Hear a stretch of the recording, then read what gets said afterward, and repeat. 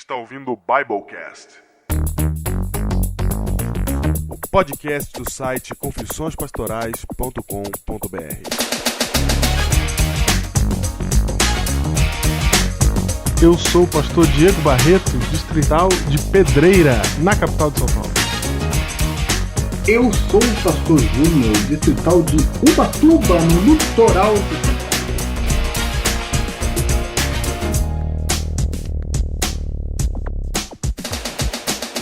E esse é o seu Biblecast, Diego. Biblecast começando novamente. Júnior, temos abraço para mandar? Temos abraços. Abraço é o que não falta. Abraço é o que não falta. Eu quero dizer para você que encontrou com a gente em algum momento e falou, pastor, manda um abraço. E eu disse sim, claro que eu vou mandar. Eu provavelmente anotei seu nome em algum lugar que eu não tô achando agora. Então, assim... Vou ajudar o Diego. Tenha dó de nós. Ele perdeu mesmo. É. Perdeu. Tem uns nomes que eu anotei, cara. Eu falei, nossa, eu preciso falar. É. Então vamos começar mandando um abraço para a Che Church, Diego. Che Church? Che Church. De que é Che Church? Che Church. Vem lá do sul, cara. É a igreja do Che Guevara? Não, é Che de gaúcho. Ah, Che, entendi. É, Che de gaúcho. Sim. Você sabia que tem um grupo denominado Che Church? E que é ouvinte do Biblecast, Diego? Não sabia não, cara. Como assim? Mas eu encontrei o Bruno. Bruno, lá na pós-graduação, e Bruno faz parte lá do negócio. Não conhecia, cara, o Che Church. Mas como é que é? Uma galera? É uma igreja? Como é que é? É como se fosse um grupo alternativo da igreja adventista ali, né? É uma galera. Uma galera, Legal. exatamente. Legal, um abraço pra galera do Che Church, então. Aí, tá vendo? Lá pra baixo. Lá pro sul do Brasil. Mais pinguins do Biblecast aí. Mais pinguins. Eu tenho aqui também, Júnior, abraços para enviar aqui. Quero mandar um abraço para Luiz Silva e Tati Avelar, que são dois heróis ouvintes do Biblecast lá de Belo Horizonte, que eu tive o privilégio de receber na minha casa. Eles não são adventistas, vieram lá de Belo Horizonte para correr aqui em São Paulo. Na verdade, o Luiz veio fazer a primeira maratona da vida dele aqui.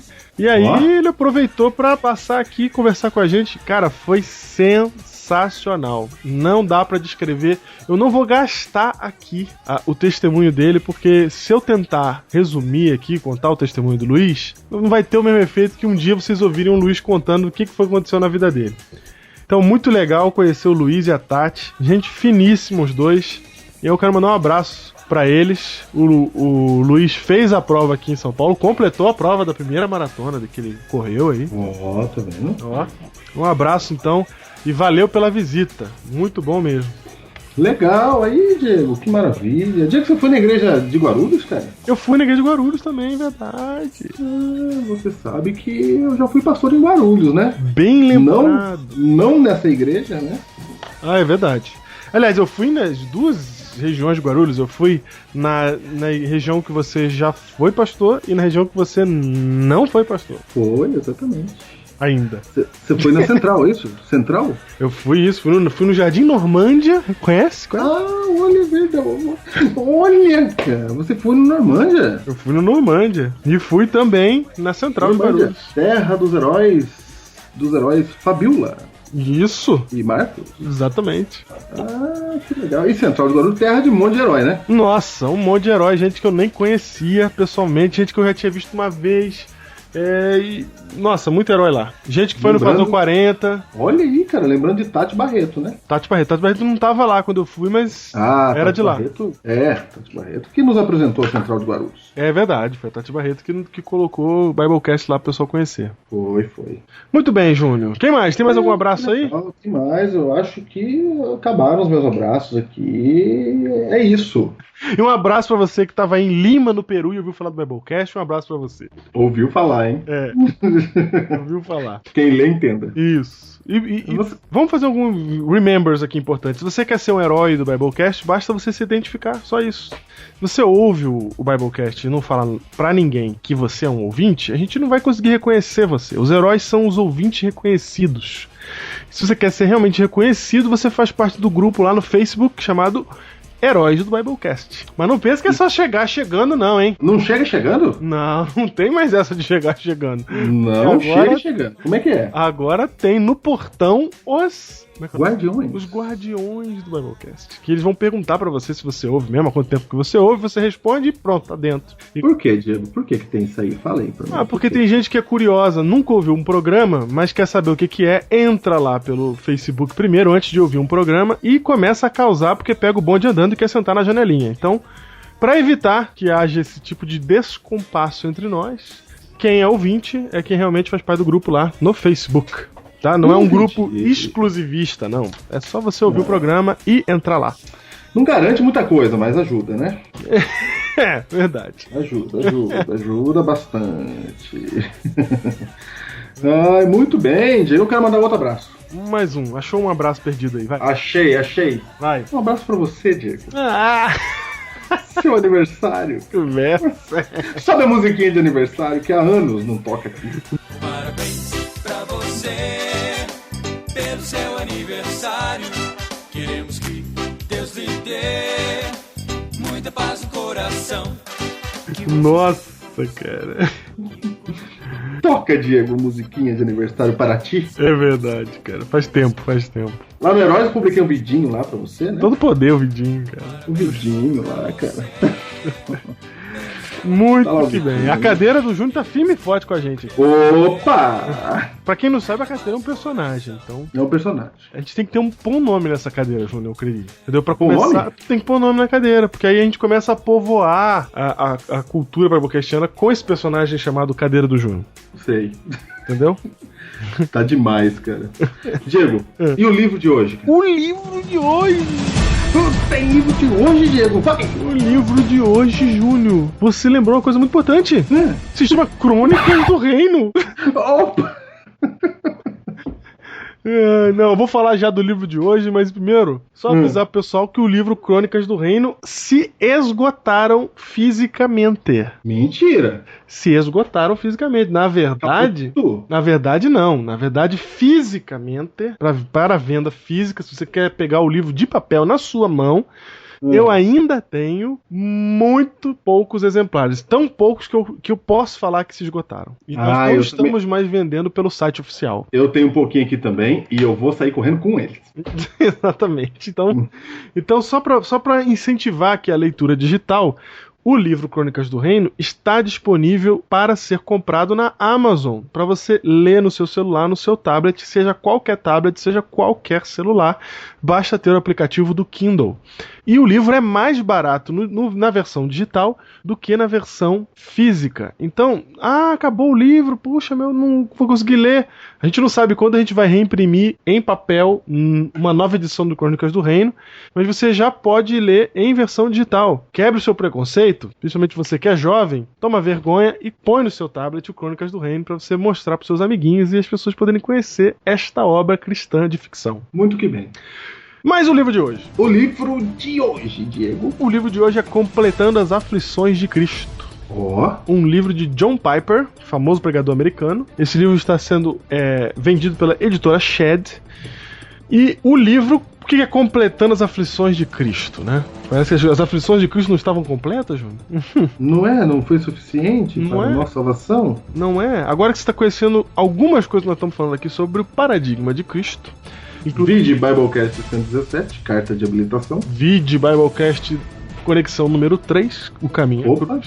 Você vai ter agora a chance de conhecer nesse livro bem interessante uma análise que John Piper faz da vida de sacrifício de William Tyndale, o homem que levou a Bíblia para o inglês, né? Adoniram Judson e John Patton, ou John Peyton, eu não sei como é que fala o nome dele, mas é assim que escreve, John Patton. Então, leiam aí, gente, Completando as Aflições de Cristo, um livro excelente, um livro pequeno, um livro curto, você lê ele rapidinho, mas um livro profundo e que vai te ajudar a entender como que é a vida prática de pessoas que têm o paradigma de Jesus. É isso.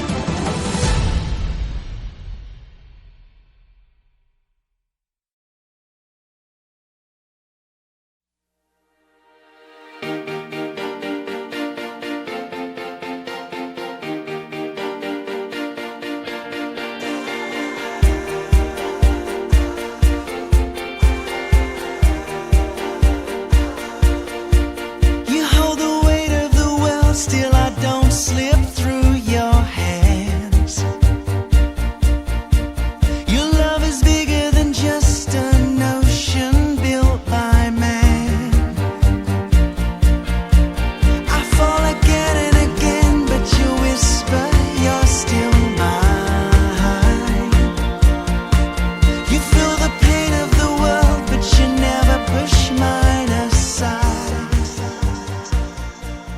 Biblecast número 118. Cujo título é... Nossa, tá muito cabeçalha, hein? Ei, eu falo cabeçalha 118, você já vem título. Você quer data também? Hora? Pronto, já quebrou, já ficou bom. Ai, vamos lá. Biblecast 118, cujo título é, Júnior? Ok, fala de mim e é o mesmo caminho, né? Não, porque é você quem tem que pronunciar esse título, não sou eu. Muito bem. O título é o seguinte, Diego. Quando a mãe não vê. Quando a mãe não vê. Quando a mãe não vê. O que esse título quer dizer? Quando a mãe não vê. Diego, há um adágio popular que diz o seguinte: o filho chora e a mãe não vê. O filho chora e a mãe não vê. Certo. Quer dizer, quando você vai para um lugar que é muito difícil, entendeu? Sim. Você vai para um desafio novo. Você vai lá para onde o filho chora e a mãe não vê. Certo. Quando você não tem apoio mais, você está por conta própria. É quando você está isoladinho num canto e não tem ninguém por você. Exatamente. É isso? É isso. É isso. Esse é o título. Quando a mãe não vê. E o legal é a gente falando sério isso, né? Exato. Porque é sério mesmo. E por que a gente escolheu esse título? Porque a gente vai falar aqui agora do salmo mais terrível que eu conheço da Bíblia. Você acha que é o mais? Que eu conheço, eu falei que eu conheço. As pessoas, elas gostam de interpretar as coisas que eu falo de maneira esquisita. Outro dia eu falei que no Pupilas em Brasas aí que eu não conhecia nenhum filme que tratava do assunto e pronto, já estavam dizendo que eu disse que não existia filme sobre o assunto. Eu falei que eu não conheço. Então tá bom. É que salmos não são muitos na Bíblia, né? Não, então, eu nunca li todos os salmos. Então eu não queria chegar nesse ponto. Porque eu não queria chegar nesse ponto. Você não queria que eu fizesse essa declaração pública. Não queria. Mas cara, pode ser até que em algum momento da minha vida eu já tenha lido todos, mas eu não me lembro de todos, com certeza. O salmo mais terrível que eu conheço, ele leu 3, né? Não, também não, né? O 23, o 91 e o 88. Eu tenho vários sermões que são salmos, mas tem muitos salmos que ainda não são sermões, então... Sei. Vamos colocar assim que é mais bonito. Vamos lá então, gente. Você que já leu todos os salmos, você julgue você mesmo. Julgue você mesmo, exatamente. E o Salmo 88 é um salmo, Júnior, impressionante. Um salmo que mexe com a gente, cara. Porque ele é um salmo que fala exatamente do filho que chora e a mãe não vê. Cara, mas não vê mesmo. Você já sentiu essa sensação? Você já esteve nessa situação em que você tá em desespero, em que você tá precisando de ajuda, de auxílio, e parece que não tem ninguém ouvindo seu choro. E é precisamente disso que trata o Salmo 88. Que o Salmo 88 é um choro. Fizeram uma pergunta pra mim, Diego. Morreu uma moça aqui no parto. Certo. Porque ela ia ter um bebê. E ela tinha apenas 27 anos. Certo. E fizeram a pergunta pra mim, assim, ó. Por que Deus não salvou ela, né? Pergunta normal de ser feita, né? Normal. E eu acho que esse salmo responde isso também, Diego. Responde? Responde, você vai ver que responde. Aguarde. Essa não é uma pergunta dessa única pessoa que você tá falando. Essa é uma pergunta geral. Geral. Muitos perguntam e se perguntam isso, né? E esse é um salmo que, sim, pode ajudar a responder essa pergunta. Pode ajudar. O salmo que a gente tá falando aqui é o Salmo 88, né, Júnior? Então acompanhe com a gente, pega a sua Bíblia e acompanha o Salmo 88. A primeira coisa que a gente deve pensar sobre esse salmo, Júnior, é olhar aqui qual que é o contexto dele, que salmo que é. E se você tá lendo ele numa Bíblia aí, você já vai perceber que esse salmo, ele é um salmo sapiencial. Diego, antes de você explicar o que é sapiencial, me explique, quem não está lendo na Bíblia, está lendo aonde o Salmo 88? Pode estar lendo no tablet, no celular e no computador. E algumas dessas versões não tem subtítulo e não tem o cabeçalho dos salmos. Só para ficar claro. Ok. Vamos lá. Nesse caso, nós encontramos aqui que é um salmo didático de Emã, no versículo 1 do capítulo 88. O que seria sapiencial? Sapiencial de sabedoria, né? Por isso que ele é didático? Isso, porque ele tá aí para ensinar. Meu, tá escrito mesmo, né, cara? Não tá escrito aí? Tá escrito mesmo, cara, que ele é didático. Ok, então a gente vai fazer uma primeira leitura desse salmo. Sim. E aí a gente vai ver o que a gente entende dele, ok? Ok. E aí a gente já vai começar a descobrir uma coisa sobre o que é sapiencial na Bíblia, né? Olha, eu tô gostando. Então vamos lá. Então leia aí, Júnior, verso 2 em diante. Por quê? Leu? Por que do 2? Desculpa, lê 1 então em diante. Lê 1 em diante. Ai, meu Deus. Ó Senhor Deus da minha salvação, de noite clamo diante de ti, chega a tua presença a minha oração, inclina os ouvidos ao meu clamor, pois a minha alma está farta de males e a minha vida já se abeira da morte. Sou contado com os que baixam a cova, sou como um homem sem força, atirado entre os mortos, como os feridos de morte que jazem na sepultura, dos quais já não te lembra, são desamparados de tuas mãos. Pera aí, Júnior, o cara tá mal. Tá, cara, o filho chora, cara. A minha alma está farta de males. Sabe quando você tá cansado de ter tanto problema? Você tá cansado de ter tanta miséria e desgraça na sua vida, que isso chega, te cansa da miséria. E aí você fala, minha vida tá à beira da morte. Eu sou contado com aqueles que baixam a cova. Me conta junto com o que vai morrer, porque, cara, a minha situação tá terrível. Tá ruim, cara. Tá ruim, continua. Tá ruim. 6. Puseste-me na mais profunda cova, nos lugares tenebrosos, nos abismos. Sobre mim pesa a tua ira, tu me abates com todas as tuas ondas. Júnior. Nota que ele aplica a Deus, né? O sofrimento, né? Sim, ele tá falando com Deus, né? Tá rogando a Deus. E aí ele falando...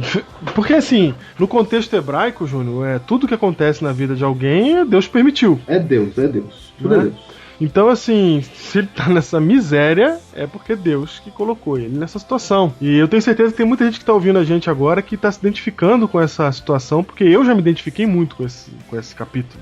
A primeira identificação, Diego, é você ter a liberdade de falar assim com Deus quando você tá ruim, cara. Na verdade, eu não sei se é liberdade ou se é ousadia do desespero.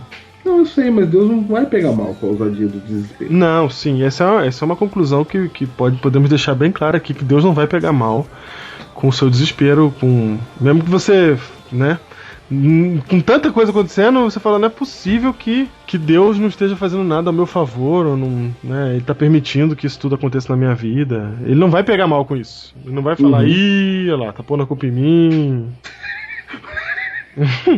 Eu gostei desse Deus aí, seu. Você gostou? Ih, olha lá, lá vem. Lá vem, pô, a culpa em mim. Agora a culpa é minha agora. Ele não...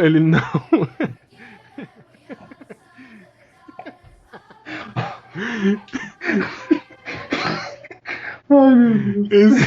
É o Deus do Porta dos Fundos mesmo, cara. Essa tua risada contida, ela só piora as coisas pra mim. Ai. Mas Ai,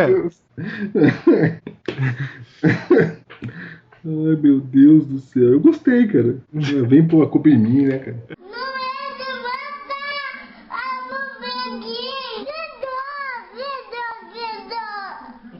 Então, Júnior, mas o cara tá muito mal nessa história toda. Ele tá mal e eu não vejo rancor no que ele tá falando pra Deus, não. Ele só tá dizendo, olha, eu tô sobre eu devo estar sobre o peso da tua ira, porque tu me abaixas com todas as tuas ondas. Tipo, vem de todo lado, né? Todas as ondas aí, é a ideia do negócio que vem sem você esperar, numa força que você não espera, de uma direção que você não espera.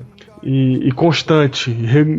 Então, assim, eu já senti isso. Eu tenho certeza que tem gente que tá ouvindo aqui que já sentiu.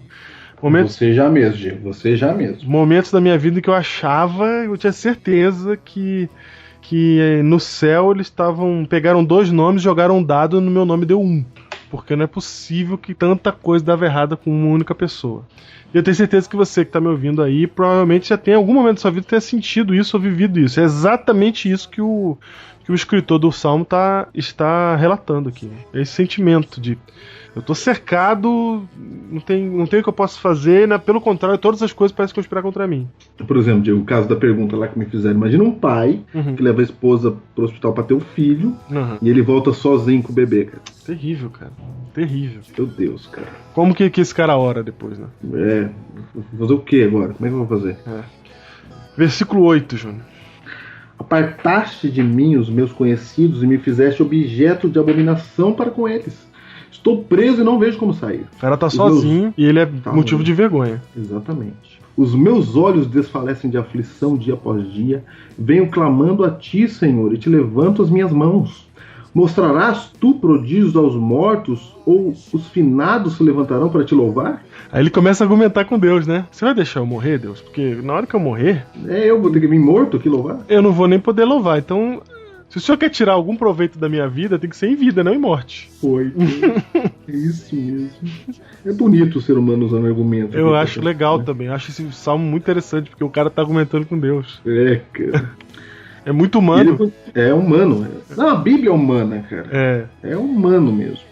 11. Será referida a tua bondade na sepultura? A Bíblia humana tem um problema sério, a frase, a Bíblia humana. É humana no sentido de que ela entende o ser humano. Isso, ok. Que Deus entende. Deus é humano, entendeu? O humano é aquele que se compadece. Não humano, que foi os humanos que escreveram. Sai dessa. É outro Biblecast aí. Eu sei, cara, não sou eu. Tô só eu sei. o papel do advogado do diabo. Não tô falando com você. Advogado de quem? Do diabo. Aí, ó. Tá vendo? Aí. De quem? Do advogado. Também tô fazendo advogado do diabo de quem não gostou de você falar de advogado do diabo. Ah, é verdade. Tudo bem. 11, né? 11. Será referida a tua bondade na sepultura? A tua fidelidade nos abismos? Acaso nas trevas se manifestam as suas maravilhas? E a tua justiça na terra do esquecimento? Mas eu, Senhor, clamo por ti, a ti por socorro. E antemanhã já se antecipa diante de ti a minha oração. Olha aí, ó. Ele tá naquela que você talvez já saiba como é. Que é aquela situação em que você dorme e aí você acorda de manhã, a primeira coisa que você vem na cabeça é o seu problema. E aí você já acorda pensando assim, eita, mais um dia e o problema ainda tá aqui. E já tá orando, já acorda já orando. O texto fala assim, ó, antemanhã, ou seja, antes de amanhecer, você já sabe, já antecipa diante de ti a minha oração. A minha oração já tá chegando pra você antes de amanhecer. Porque a primeira coisa que eu penso, que eu durmo, que eu acordo pensando é nos meus problemas. É isso mesmo. Um detalhe importante, que no versículo 13 começa com um mas. Porque ele vem falando da desgraça que ele tá. Ele fala, eu tô perdido, sua mão pesa sobre mim, as ondas me derrubam, eu tô sozinho, não tem ninguém por mim, eu tô em aflição, mas eu, Senhor, clamo a ti por socorro. E agora eu tenho certeza que tem gente achando assim, agora esse salmo vai pra parte da libertação. Não, era isso que eu ia falar. Eu ia falar exatamente isso, porque na hora que eu li mas, falei, chegou! É agora. Orou, chegou. Isso, você fica esperando isso. Não, orou, curou. É assim que funciona. Sabia que Deus não ia tardar. Sabia. Aí vem 11 então. Mas eu, Senhor, clamo a ti por socorro. 11 não, 13. 13. Isso. Mas eu, Senhor, clamo a ti por socorro. E antemanhã já se antecipa diante de ti a minha oração. Por que rejeita, Senhor, a minha alma e ocultas de mim o rosto? Ando aflito e prestes a expirar desde moço. Sob o peso dos teus terrores estou desorientado. Sobre mim passaram as tuas iras, e os teus terrores deram cabo de mim. Aí você começa a ficar preocupado, porque só falta 2 versos pra terminar o capítulo, e ele tá indo na parte da desgraça. Tá na desgraça. Mas, vai vendo Deus, cara. Eles me rodeiam como água, de contínuo, há um tempo me circundam. Para longe de mim afastaste, amigo e companheiro, os meus conhecidos são trevas. Acabou. Isso aqui é um hino, viu, Diego? É um hino. Ponto é hino. Final. É hino. Isso aqui é hino que canta, tá? Salmo é hino. Eu gostaria de lembrar isso. Não, inclusive no verso 1 diz que é cântico. Cantor. Isso aqui é música e canta. Isso. Mensagem musical, canta. Canta. Isso. Cantou o menino. Cantou, acabou, morreu, já deu. Acabou. A última frase é os meus conhecidos são trevas. É isso. Acabou. É isso. Acabou, não veio. Imagina cara, Deus... a música acabando. Afastaste, amigo e companheiro, os meus conhecidos são as trevas. Ficou bom você cantando, cara. Cara, que terrível esse salmo, cara. Acabou, cara, acabou, não tem nada. É o filho chora, o que acontece? Não vê. É isso, cara. Cara, vocês perceberam? Vocês leram com a gente o salmo? Isso é um detalhe muito importante, eu devia ter falado, né? Se você não tá com a Bíblia na mão... bater o carro, hein? Não. Júnior. Caramba. Tem um monte que eu vou no carro, cara. Bom, muito bem. É isso aí. Minha dica é esteja com a Bíblia na mão. Mas se você tá dirigindo e quiser arriscar dar um spoiler no programa, vai lá. Júnior, só tem miséria nesse texto. O filho chora, mas não vê. Eu me lembro uma vez que eu... Só pra explicar um negócio aqui, Diego. Quando a gente falou a mãe não vê, é por causa do ditado popular, né? Sim, exato. Nós não estamos chamando Deus de mãe, né? Entendeu? Tem que explicar a ida e a volta. Tem. É verdade. Então, assim, só pra deixar claro, né? Então, Júnior, olha só o que acontece. A primeira vez que eu li esse texto, quando eu terminei, eu falei, ué, é sério isso? Já deu? Não ficou faltando um pedaço? É didático o negócio. E aí, cara, a mesma coisa acontece se você lê esse texto aqui na igreja, no culto de quarta-feira, como eu fiz uma vez. Quando termina, tá todo mundo com cara desesperado. Porque fala, cadê o alívio? Onde tá o alívio? Onde tá a esperança, né? Aonde que tá? Porque o texto é extremamente pessimista, extremamente negativo, o cara tá sofrendo muito e ele simplesmente fala desse sofrimento e acaba. Acabou. E não tem, é um cântico, vamos cantar sobre o sofrimento. E aí o cara canta sobre o sofrimento e é isso. Sabe o que a gente faz, Diego? Sabe o que a gente faz? A gente falou assim, não, mas eu tenho certeza que depois, no outro dia, a gente... Deus resolveu e ele não fez. Procura aí um outro salmo que deve ter a alegria dele aí em algum momento. Você sabe que eu fiz isso, né? Procurou, né? Procurei. Procurou alegria em outro momento. Eu falei, cara, eu vou procurar outro salmo que complete esse daqui, que deve ter um pedaço que continue em algum outro lugar. Deve ter feito a alegria. Ó Senhor, obrigado que me livraste, né? Não tem, cara. Sabe por que a gente quer um outro salmo? A gente não aceita que algumas vezes as coisas simplesmente terminarão assim. Exatamente. A gente não aceita que as coisas sejam assim. Exatamente. A gente não aceita. Então esse fato de a gente não aceitar é um problema nosso de visão de mundo, né? Problema da nossa cosmovisão. Em que a gente não aceita esse tipo de coisa e aí fica olhando pra isso e falando, tem alguma coisa errada, tem algum defeito nesse salmo, porque o cara começa, Júnior, todos os versos, são 18 versos, assim, todos, exceto um, que a gente vai ler daqui a pouco, que não é ruim, o resto são todos ruins. Todos mencionam desgraça, todos. E acaba assim, fica por isso aí. Então, porque algumas vezes, cara, em algumas histórias, acaba assim mesmo. Não é? Em várias histórias desse mundo, acaba assim, Diego. Exatamente. Em várias histórias desse mundo acaba assim. Então, Diego, olha só. Quando você não entende que algumas histórias acabam assim, aí, na verdade, você enfraquece o cristianismo. Sim, você cria um cristianismo dependente de bênção. Exatamente, que tudo vai dar certo, mas a realidade não funciona assim. Sim. Por isso que me perguntaram, que me perguntou era da igreja, falou assim, pastor, por que morreu a mãe de 27 anos do menino? Uhum. Né? Porque parece que, por que morreu? Primeiro, ela era jovem, não era pra morrer, né? Sim. Ela não tinha problema nenhum, não era pra morrer. Ela saiu de casa e todo mundo, com a dor que ela tava sentindo, sorria com aquela dor. Porque quando você tem dor de trabalho de parto, ninguém fica triste. Sim. Só a pessoa que tá sentindo, talvez, né? Uhum. E nem a pessoa que tá sentindo, porque aquela dor é pra nascimento, né? Uhum. Então ela sai de casa pra ter o bebê e ela não volta. Terrível. E aí, como ela faleceu mesmo, eu fico imaginando o marido, né? Uhum. O marido deve falar, cadê? Mas não tem? Não posso fazer mais nada, né? Sim. Nada. Acabou. Algumas histórias terminam assim. Você deve conhecer histórias que terminam assim. Só que aí, Júnior, aí que tá o detalhe do didático e do sapiencial. É que tudo que é sapiencial na Bíblia, cara, que se você ler só uma vez, você não vai entender. Ah, é? É porque é muito profundo, cara. Porque tem coisa pra cavucar ali dentro do texto. Sei. E se você ler só, sem estudar, sem correr atrás de tentar entender e não ler mais vezes, você simplesmente não vai entender. Como qualquer coisa, né? Qualquer provérbio, hoje em dia, inclusive, você... Uhum. Quando você ouve uma frase poderosa, a primeira coisa que você faz é repetir ela pra poder processar ela no seu cérebro, né? Da mesma maneira, esse é um salmo que é pra didática, ou seja, é um salmo que é pra ensinar. É um salmo que é pra você aprender. Ele tá querendo te ensinar alguma coisa, Júnior. Então, o que será que ele tá tentando te ensinar? O que será? O que será? Ele tá tentando te ensinar alguma coisa. Então, a primeira coisa que você tem que entender quando a gente lê esse texto é que este não é um salmo simples, que você lê e é isso e pronto. Ah, o que tá no texto é isso. Não, ele tem que ser analisado e interpretado. Porque não é o que tá no texto pura e simplesmente, ok? Então não é como o texto de uma narrativa que você lê e já é aquilo e pronto. É como uma poesia até. Inclusive o salmo é uma poesia. Então ele é muito rico em significados e conteúdo. E esse é um salmo que quer ensinar algo pra nós. Então a primeira coisa que tem que entender é o seguinte: se ele quer ensinar algo pro ser humano, é algo que o ser humano não tem. É algo que ele precisa aprender, ele precisa adquirir.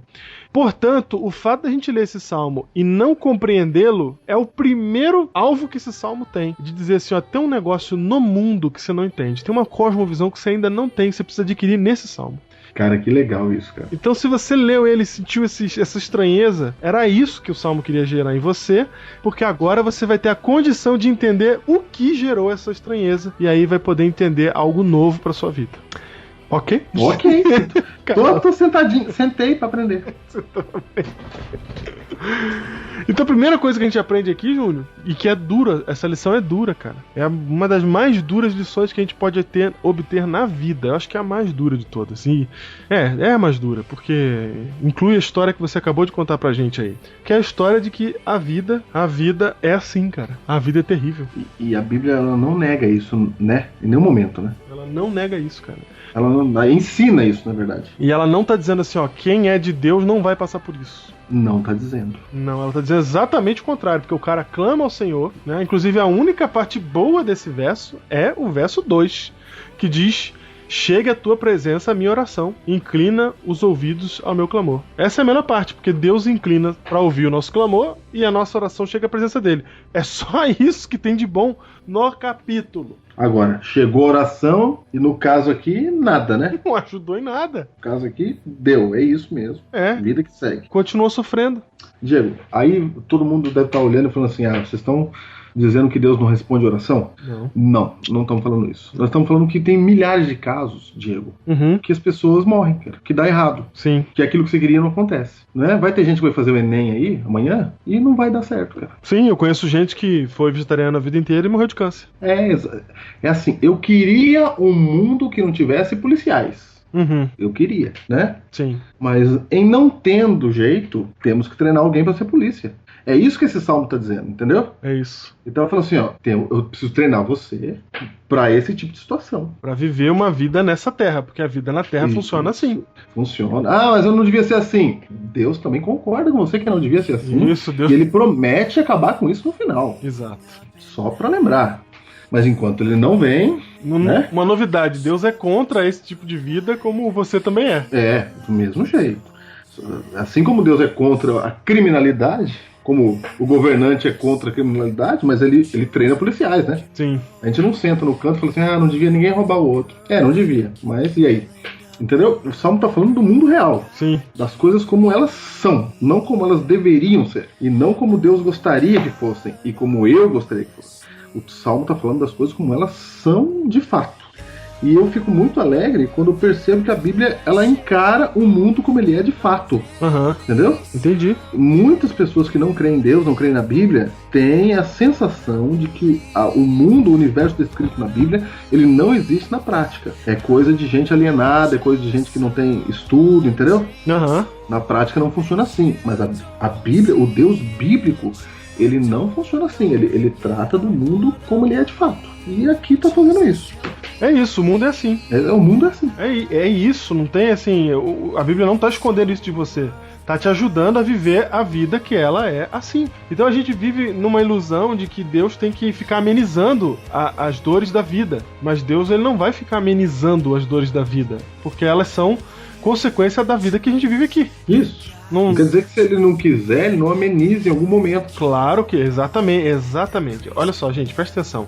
Toda vez que Deus interfere a nosso favor, ele tá dando um bônus. Não é a realidade. É isso. Entendeu? Agora a diferença? Quando Deus, ele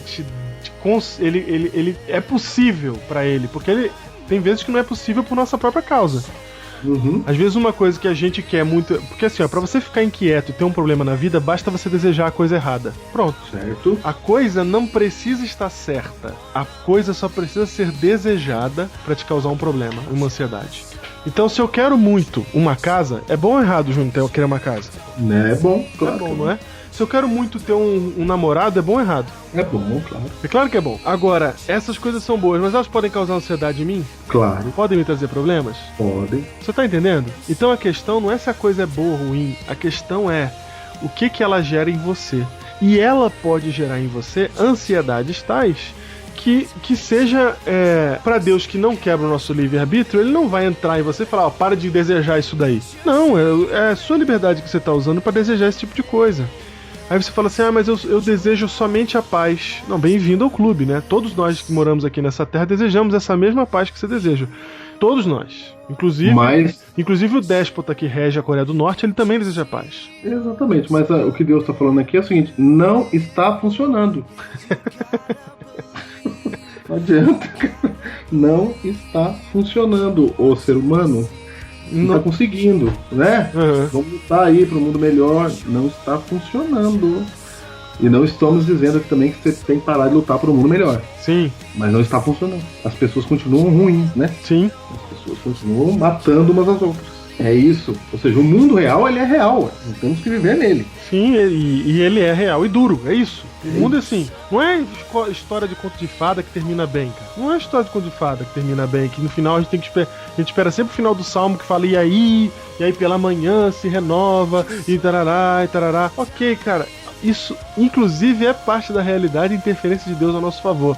Mas você tem que entender que a realidade mesmo é essa daqui. Cara, é por isso que a interferência de Deus a nosso favor, a gente costuma chamar de milagre. Exatamente. Porque ela não é o caminho da realidade. Porque milagre é raro. E ele é raro na Bíblia, né? Na Bíblia, Na Bíblia o milagre é raro, né? Você pode ler a Bíblia aí, não tem milagre toda hora na Bíblia. Quantos mortos ressuscitaram na Bíblia? Dá pra contar no dedo, não passa de 10. Não passa nem... Tô chutando aqui, assim, né? O quê? Quantos mortos ressuscitaram na Bíblia? Ah, não. Tem aquela lista de muita gente que não dá pra contar, mas assim, que a gente conhece pelo nome, não passa de 10. Nome. Não. É pouca gente. Pouca gente. Então você não pode falar, vai orar e vai ressuscitar. Cara, a Bíblia não disse que é assim. Pelo contrário. Num relato de 6.000 anos. Se você tem 5 nomes que ressuscitaram, o que ela tá dizendo é que milagre é raro, não que é muito. Isso, exatamente. Então você não pode inverter o negócio quando você vem pra igreja e você começa a achar que milagre é o normal. Ô Júnior, se você pegar a Bíblia inteira, todos os milagres da Bíblia, pra uma história de 6.000 anos, é pouco. É muito, Diego, é muito pouco. E a gente começa a pegar isso daí e transformar isso em coisa corriqueira do dia a dia, como se fosse assim. Quer ver, ó, milagre mesmo, né? Você vai encontrar milagre na época de Moisés, né? As pragas, etc. Marca e Abril. Você vai encontrar na época de Elias e Eliseu. Josué. Né? Josué ali. Não, é Moisés, né? Ah, sim, ok. Moisés ali, época de Moisés. Depois você vai encontrar Elias e Eliseu. Depois você encontra em Daniel, ó. Já tá longe, hein? É verdade. Você encontra em Daniel. Depois de Daniel você encontra... Sabe quando, Diego? Cristo. Só em Cristo, é. De Daniel a Cristo tem 600 anos. Você já viveu quantos aí? Você fala assim, nunca vi milagre. Exatamente. Eu não creio em Deus porque eu nunca vi milagre. A Bíblia não falou que você ia ver. Não é? Aí depois de Cristo, Cristo, os apóstolos ali, fim. Tem períodos de centenas de anos sem nada. Sim. Né? E muita coisa que não foi relatada. Ainda que houvesse coisas que aconteceram, a Bíblia não relatou. Se você olhar por amostragem, na verdade, o que ela está dizendo é que, olha, não é assim tão comum como você pode pensar, segundo as pregações neopentecostais de hoje. Chama milagre. De vez em quando, muito de vez em quando acontece. Exato. Senão, tava ressuscitando um monte de morto, né, cara? Exato. Senão era só falar assim, tô com AIDS. Não tem problema, vai na igreja ali e resolve. O que eu faço? Você ora e vai dar certo. Não. Isso é a exceção. E a Bíblia trata como exceção. Isso. Esse salmo tá me ensinando e falando assim, tá vendo? O mundo que você vive, assim, o mundo tá aí. Deus não pode anestesiar a realidade, Júlio. Porque se ele anestesiar a realidade, na verdade é o diabo que tenta anestesiar a realidade, tá? É ele quem precisa anestesiar a realidade. Por isso que você tem que beber, usar droga. Por isso que você tem que procurar vícios aqui nesse mundo, porque você precisa anestesiar essa realidade. Se você consegue anestesiar, o problema deixa de ser problema. A dor para de doer e tá tudo certo. E aí a vida aqui passa a ser suportável. Quem precisa disso, quem necessita desse argumento, é Satanás. Deus não pode anestesiar a realidade, porque seria um mal maior. É a mesma coisa que você falar assim, olha, você já viu, eu tenho um amigo que ele enfiou a mão no moedor de cana, Júnior. Não foi porque quis, não. Não foi porque quis, não foi. Ele enfiou a mão sem querer. Ele tava tentando pegar alguma coisa lá dentro, que tava engripada, e aí desengripou e a mão foi dentro, foi junto. Imediatamente ele conseguiu parar, né? E aí, ok, a remoção foi feita, etc. Graças a Deus não aconteceu nada muito terrível na mão dele, não. Mas, Júnior, imagina se a mão dele estivesse anestesiada. Ele não parava. Quando que ele ia perceber que a mão dele tinha entrado? Quando chegasse no ombro, né? Exatamente, entendeu? Você entendeu o problema da anestesia? O problema da anestesia é que ela não cura a doença, ela só maqueia a doença. E se Deus deixar e permitir que a gente viva nessa vida aqui sem perceber o tamanho da nossa doença e o que ela causa, isso é muito mais danoso do que a justiça de deixar a vida ser o que nós fazemos dela.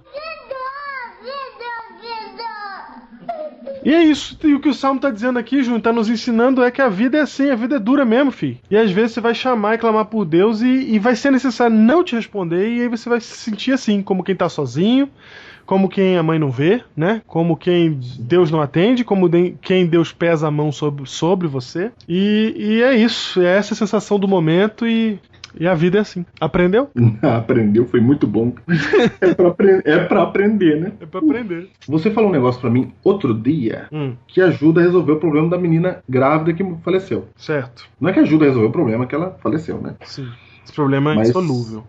Ajuda a você pensar sobre ele de uma maneira diferente. Por exemplo, ela morreu com 27 anos, a gente olha pra nós e diz assim, ó, morreu jovem, né? Isso, jovem, muita vida pela frente. Por que Deus não fez alguma coisa, né?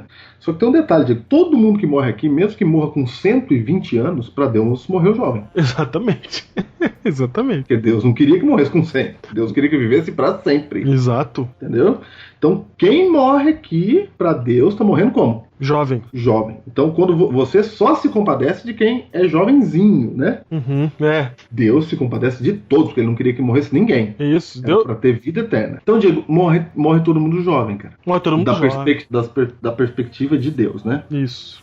Aí você falou outro dia pra mim que imagine a eternidade como uma corda de 1 quilômetro, certo? Certo, uma corda de 1 quilômetro. Se a sua vida fosse uma corda de 1 quilômetro. Estamos colocando 1 quilômetro, sabendo que a eternidade nunca ia acabar, mas é só para entender aqui. Porque não cabe na nossa cabeça a eternidade, vamos usar 1 quilômetro aqui. Vamos usar 1 quilômetro aqui, né? Senão já, quem tem transtorno já para aqui, né? Não, e se a gente falasse 100 quilômetros, por exemplo... dava na mesma. Dava na mesma e ia dar uma travada no pessoal. Então calma, toque. Vem com a gente. Imagine a vida eterna, uma corda de 1 quilômetro. Se alguém vive 100 anos, é como se você tirasse 1 milímetro dessa corda. Certo? Certo. 100 anos, tirou 1 milímetro de uma corda de 1 quilômetro. Se eu cortar 1 milímetro de uma corda de 1 quilômetro, que diferença faz, Diego, pra corda? Nenhuma. Então veja só. Deus, quando olha as mortes aqui, neste mundo, ele tá vendo 1 milímetro cair da corda. E ele tá dizendo assim, ó, eu vou ressuscitar essa pessoa e ela vai viver pra sempre. Isso. Ainda falta uma corda da vida inteira. A vida eterna, no caso. Né? A nossa vida nesse mundo pode ser de 15 anos, ou de 30, ou de 60, ou de 80. É 1 milímetro da corda, cara. Da corda da eternidade. Então não é que Deus não está se compadecendo. Na verdade, ele está achando que você está morrendo cedo. Mas ele sabe que ele vai te ressuscitar para você viver o restante para sempre, né? Isso. Então é diferente. Então eu não posso chegar assim, porque Deus deixou. Deus deixou porque as coisas vão acontecendo, normal, né? As coisas vão acontecendo. É isso. As coisas vão acontecendo. É claro que se você orar, Deus pode interferir lá. Claro que pode. Exatamente. Tem um monte de coisa que pode fazer ele interferir. Agora, a última delas é a sua vontade. Tipo assim, porque vai ser bom pra mim. Exatamente. Porque se fosse pra ser bom pra você, meu querido, ele tem um monte de filho igual você. Tem um monte. Porque assim, Diego, se você não ora, Deus deixa o curso normal da história. Isso, exatamente. Ele vai ressuscitar ele vai ressuscitar lá no final. Isso. Se você ora, ele interfere e faz a vontade dele, não a sua. Isso. Ele vai lá, interfere, ele vê o que é melhor, entendeu? Se ninguém orou pela menina grávida, Deus chegou e falou, deixa o curso normal da história que depois eu ressuscito ela, entendeu? Sim. Se alguém orar, ele fala assim, tá bom, já que você pediu, eu vou ver o que eu vou fazer lá.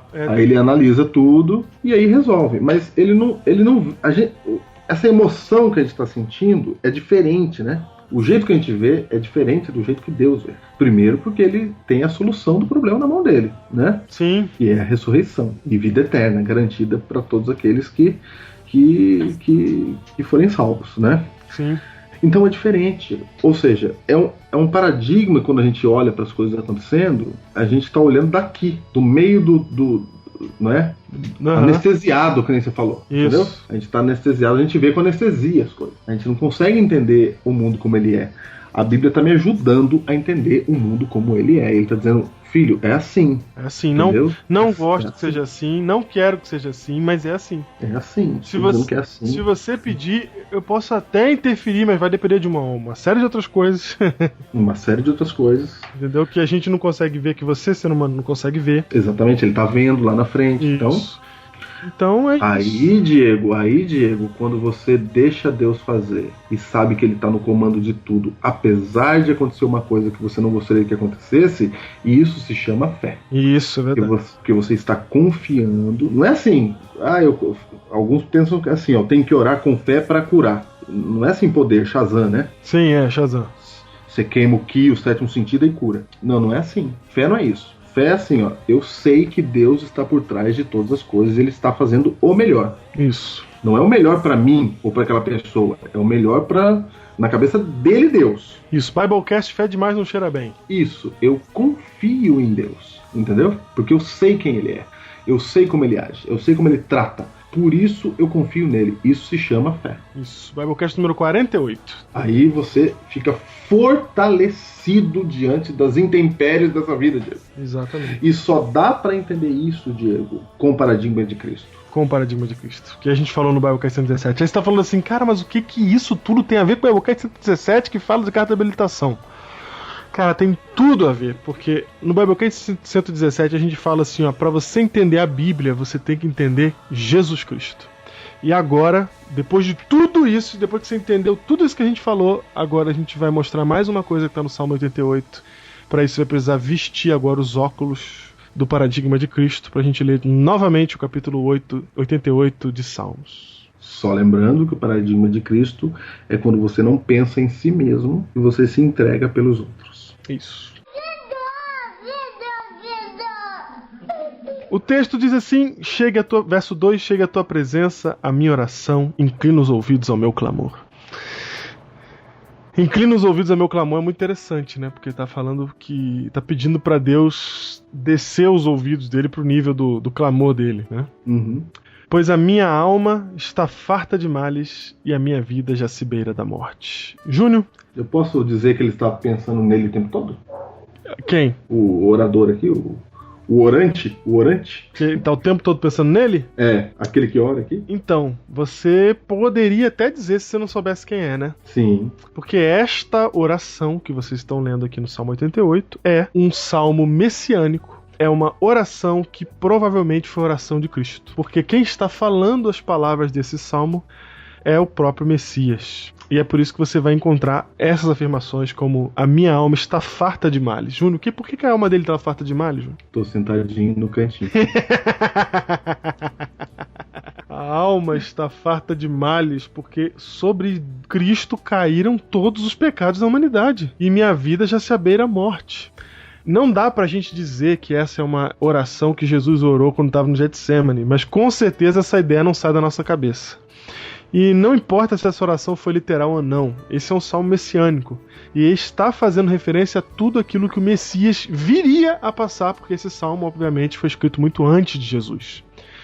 Mas aqui a gente vê alguém que está farto de males e à beira da morte. Sou contado com os que baixam a cova, sou como um homem sem força. Precisamente como Jesus estava no Getsemane, sem força, e um homem contado aos que baixam a cova, porque a sentença da morte dele já tinha sido lançada e os soldados já estavam indo na direção de prendê-lo.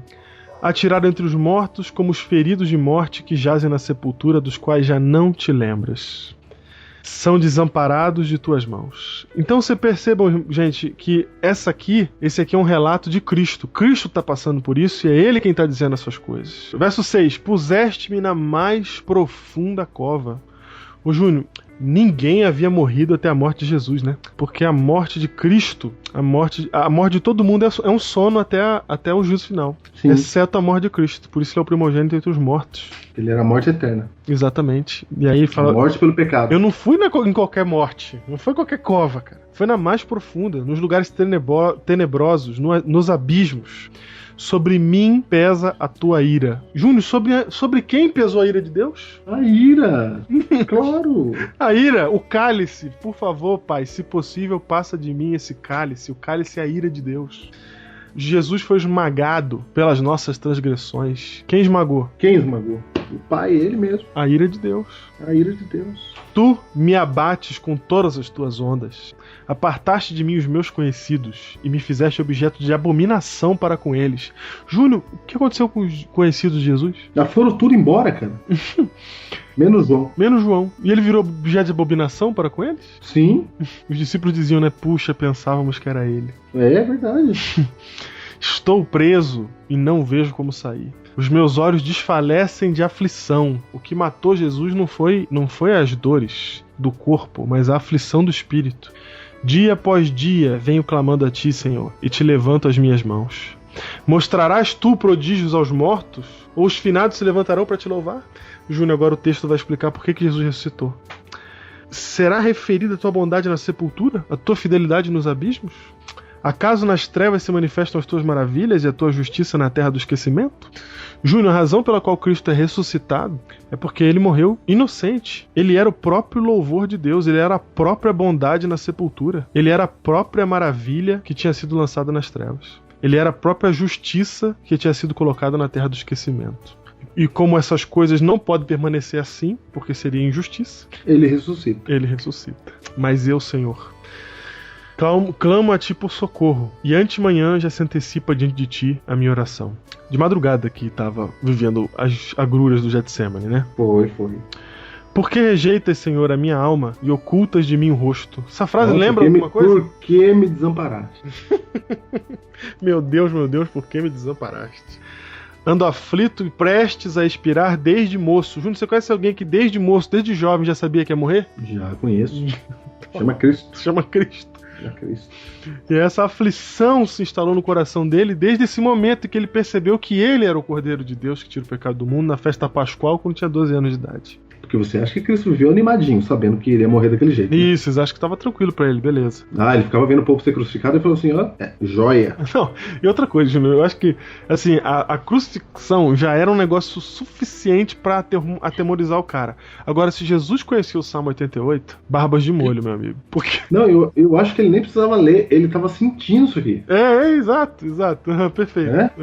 Salmo 88, ele revela o sentimento de quem foi Cristo a vida inteira. Isso, se ele pede assim, Pai, se possível, passa de mim esse cálice, cara, isso não é um pedido à toa, é chegar assim e falar, Senhor, tô aqui nos 45 do segundo tempo, fiz tudo que tinha que fazer, né, vivi tudo que tinha que viver aqui na Terra, já vim aqui, já vivi, já me instalei aqui como ser humano, etc, larguei a coroa, larguei tudo, tô aqui passando por isso, sou toda hora criticado por esses caras que não entendem de nada e se chamam no teu nome, eu tô aqui passando por tudo isso. Mas tem como evitar essa última parte? Porque ele viveu angustiado com essa última parte. Cara. Cara, era essa última parte que angustiava. Porque era a ira de Deus que estava sendo lançada sobre ele. E aí Deus fala não, né, cara? Deus fala não. Sabe por quê, Júnior? Porque na vida tem coisas que a gente tem que fazer e que a gente tem que passar e pronto. Essa é a realidade. E no caso de Cristo, para um bem maior. Exatamente. Para salvar a gente, ele ia ter que morrer. Júnior, ele termina dizendo: os meus conhecidos são trevas. Era tudo o que ele via do Getsemane até a hora em que ele fala está consumado. Tudo que ele via que estava em torno dele, que o rodeava como água, diz o texto do verso 17. Tudo que o circundava eram as trevas, porque os amigos já não estavam mais com ele também. O que esse texto está dizendo pra gente, João? Diego, está dizendo o seguinte: eu não tenho o direito de achar que eu tô sofrendo demais, cara, se eu sigo um Deus desse aqui. Entendeu? Eu não tenho direito de achar que eu tenho que ser livre de todo sofrimento. Sim. Sendo que um Deus fez tudo isso por minha causa. Não que ele cobre isso de nós, que a gente passe por sofrimento, não tem nada disso. É o jeito que a gente encara as coisas, né? A gente me encara como um filho mimado que não quer passar por nenhum problema. Mimadinho, a gente quer tudo pra gente. Mas o Deus que a gente segue, ele passou por isso, tudo aqui por nossa causa. E isso ensina que a gente vai passar algumas coisas por causa dos outros também. Uhum. A gente precisa passar por causa dos outros. Isso ensina muitas coisas. Isso ensina que o paradigma de Cristo está acima do nosso bem-estar. Não, mas é completamente acima do nosso bem-estar. Que fazer o bem pro outro pode ser a mais terrível das realidades humanas, segundo nossa visãozinha medíocre e terrena. Cara, fazer o bem pro outro pode ser a mais terrível das realidades.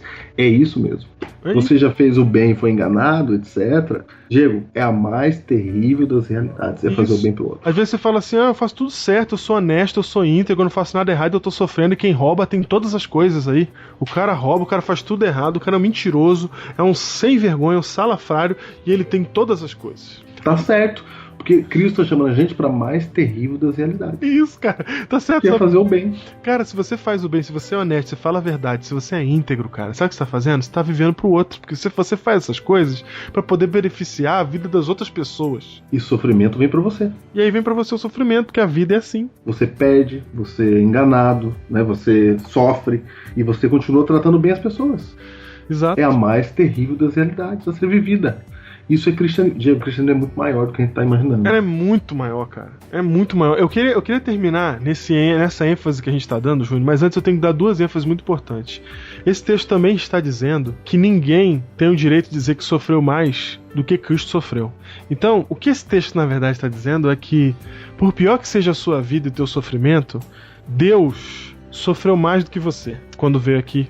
Então isso alivia um pouco da nossa dor, né? Porque eu sei que teve gente que tava pior do que eu. Sim. Não, e também ele não é... Deus não tá olhando lá do alto dizendo sofre aí pra eu testar você, pra ver se você tem fé. Ou assim, ó, eu já sofri tanto que agora se dane seu sofrimento. É. Não, ele não tá falando isso. Eu só tô dizendo pra você o seguinte, que nesse contexto, o que está sendo revelado aqui é que Deus está dizendo assim, filho, eu sei que é terrível morar aí. Eu sei que essa realidade é a pior que tem. E tem coisas que eu não posso fazer para anestesiar essa realidade. Então eu vou fazer o seguinte, eu vou aí passar com ela com você. Eu vou aí passar por essa realidade junto contigo. Então é que nem um pai que o filho tá numa situação muito terrível por culpa das coisas que ele mesmo fez. O filho roubou, o filho fez as coisas erradas e foi pra cadeia. E aí o pai chega e fala assim, filho, eu vou ficar aqui na cadeia contigo. Eu vou passar por isso aqui junto com você. Cara, Deus tá dizendo assim, ó, eu tô com vocês, cara. A gente tá junto. Eu não sou um Deus que tô aqui de cima olhando pra baixo, vendo vocês sofrendo e falando isso é problema de vocês. Eu tô aqui em cima, eu resolvo o problema de outra maneira, vai lá que eu já resolvi. Não, ele tá falando assim, ó, eu resolvo, mas enquanto eu resolvo, eu tô contigo. Eu vou passar por esse sofrimento junto com você. E aqui tá a única coisa boa do texto, que é o verso 2, que ele fala que ele inclina os ouvidos para nos ouvir. Eu quero que você que está sofrendo agora entenda que, independente do tamanho do seu sofrimento, Deus está contigo. E Ele sabe o que é o sofrimento que você está passando. Ele sabe o que é o choro que você está chorando. Ele sabe a lágrima que você derrama todo dia. Ele sabe o que é que está acontecendo. Ele está aí do seu lado. Parece que não. O personagem do capítulo 88... ele parece que Deus não está ouvindo. Ele fala, cadê o senhor? O senhor não está me ouvindo. Eu estou aqui desfalecendo de aflição. É essa sensação que dá, porque essa é a nossa realidade aqui na Terra. Mas Ele está aqui, cara. Ele está com a gente. Ele não nos abandona. Ele sabe qual é a nossa dor. E Ele passa junto com a gente pela nossa dor, pela nossa realidade. E Diego, quando você é chamado para ser cristão, para se batizar na igreja, entendeu? A gente sempre pensa que é chamado para ter benefício. Isso. Mas eu vou repetir de novo. Cristo está chamando você para a pior realidade que pode existir, que é fazer o bem para o outro. Cristo estava passando por tudo isso porque ele estava pensando nos outros. Então o cristão, ele é um seguidor de Cristo, é chamado para isso. É radical. Cristo está falando assim, ó, vem fazer o bem para as pessoas. Mas e aí, se eu fizer o bem, vai acontecer o quê? Então, tudo isso. Acontece isso. É isso que eu estou chamando você para ser. Cara, é uma entrega, é uma escolha do bem radical, entendeu? Não é ser honesto porque é o melhor, entendeu? Não é eu sou honesto porque é melhor. Eu falo a verdade porque minha mãe me ensinou que tem que falar a verdade. Não, entendeu? Não é isso, Diego. Não, eu vou fazer tudo direito, eu não vou roubar, porque roubar não é coisa de gente boa. É uma motivação errada. Cristo não tá chamando você pra isso, pra ser o menino bonzinho.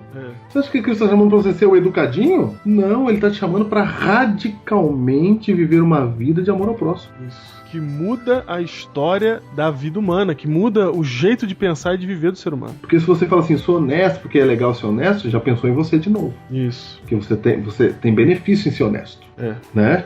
Eu não roubo, benefício. Na verdade, Diego, é sempre assim, várias coisas, você não precisa ser cristão para cumprir de Cristo. Não matarás. Você fala, não, lógico, eu cumpro. Aí você fala assim, eu não mato, não roubo, não preciso de igreja, né?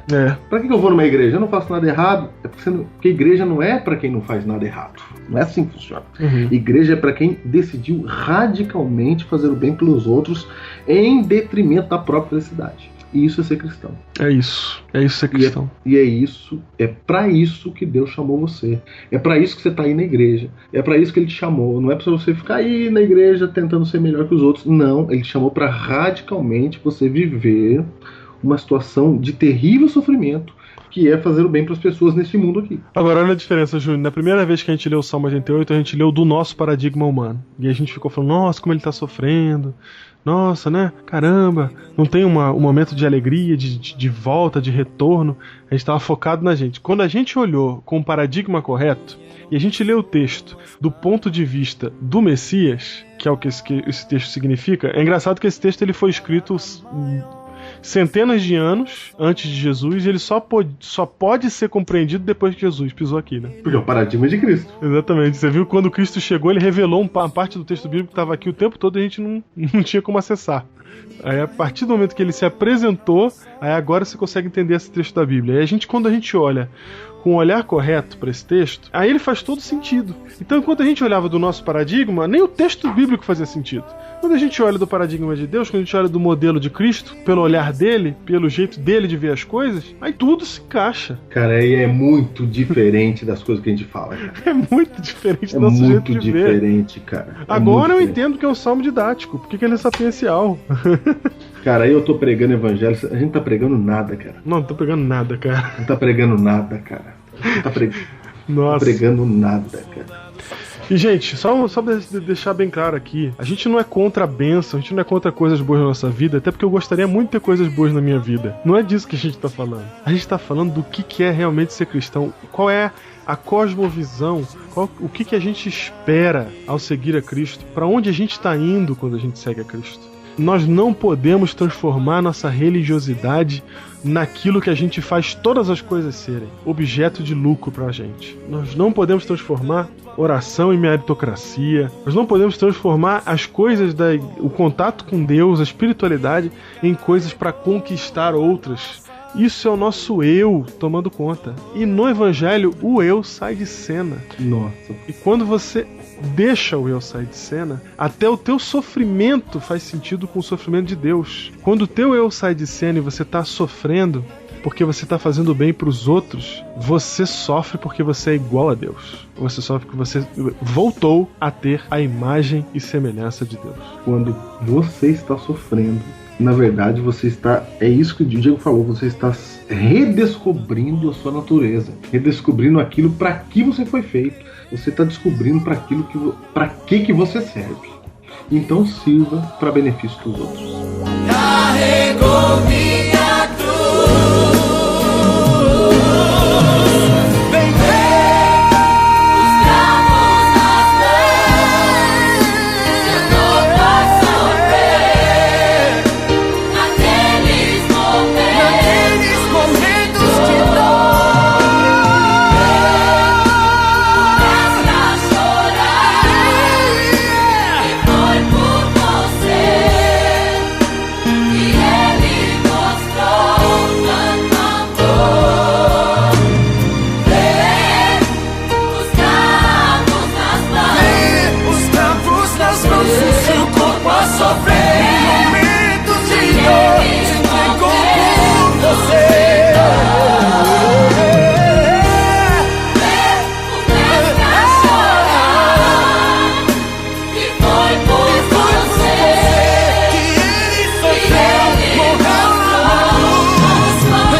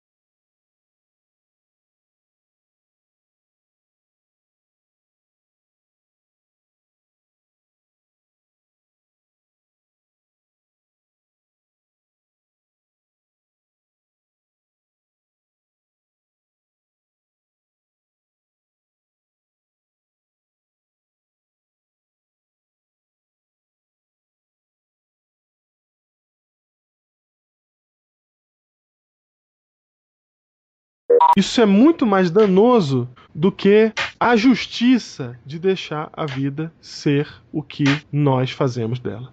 Cara, tá todo poder, cara. Você tá fazendo barulho aí, Júnior. Não tem barulho nenhum, cara. Tá fazendo... Que barulho você tá falando? Check, check.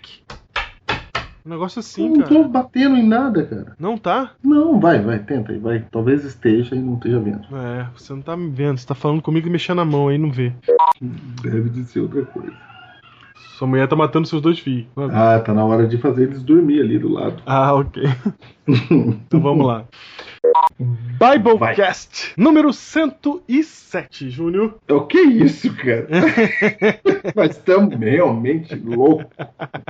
Como assim? Vai ter que começar de novo, cara, porque não vai dar, 117. cara. Não vai dar mesmo pra continuar desse jeito, cara.